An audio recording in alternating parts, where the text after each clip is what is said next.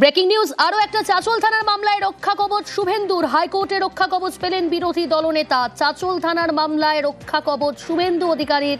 হাইকোর্টে রক্ষা কবচ পেলেন বিরোধী দলনেতা।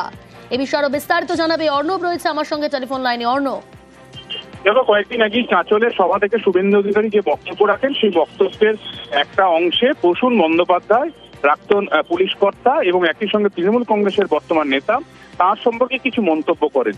সেই মন্তব্য বিতর্কিত এবং তার সম্মানহানি করেছে এবং একাধিক ভুল তথ্য রয়েছে বলে প্রসূন বন্দ্যোপাধ্যায় চাঁচল থানায় এফআইআর রুজু করে। সেই এফআইআর পেয়ে শুভেন্দু অধিকারীকে নোটিশ পাঠায়, তদন্তের প্রয়োজনে তাকে ডেকে পাঠায়।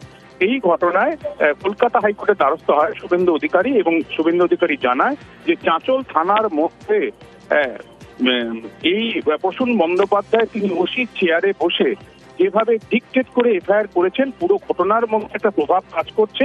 কাজেই এই এফআইআর খারিজ করতে হবে। আজকে বিচারপতি শুভ্রা ঘোষ তিনটি নির্দেশ দিয়েছেন। এক, শুভেন্দু অধিকারীকে 6 ফেব্রুয়ারি মামলা তিনি শুনানির জন্য রাখছেন। 6 ফেব্রুয়ারি পর্যন্ত শুভেন্দু অধিকারীর বিরুদ্ধে গ্রেপ্তারের মতন কোনো কড়া পদক্ষেপ করা যাবে না, সেই অস্ত্রে রক্ষা কবচ। 2, শুভেন্দু অধিকারীকে থানাতে ডেকে পাঠানো যাবে না, অর্থাৎ থানায় তাকে ডেকে জিজ্ঞাসাবাদ করা যাবে না। পাশাপাশি যেটা বলা হয়েছে, তবে এই পুলিশের যে নোটিশ, সেই পুলিশ নোটিশ দিলে ভার্চুয়াল মাধ্যমে শুভেন্দু অধিকারী পুলিশের মুখোমুখি হবেন এবং 6 ফেব্রুয়ারি শুনানির পর বাকি বিষয়টা তিনি নির্দিষ্ট করবেন।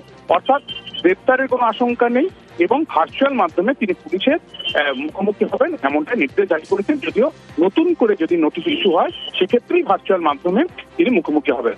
আর 6 তারিখ পর্যন্ত কোনো গ্রেপ্তারের মতো কোনো কড়া পদক্ষেপ করা যায় না, এই নির্দেশও জারি করেছে 6 তারিখ পরবর্তী শুনানি। বেশ।